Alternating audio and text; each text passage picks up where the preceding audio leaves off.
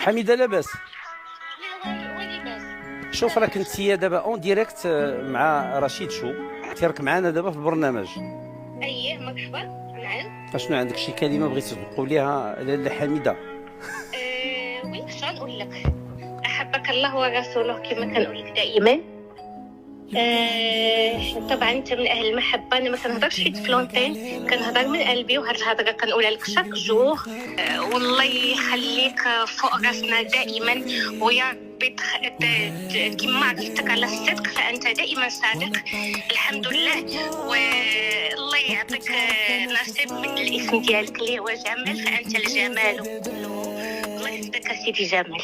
هو نبغيك وحدك لي نبغيك، ما كرهتش نغوت انايا ونعرف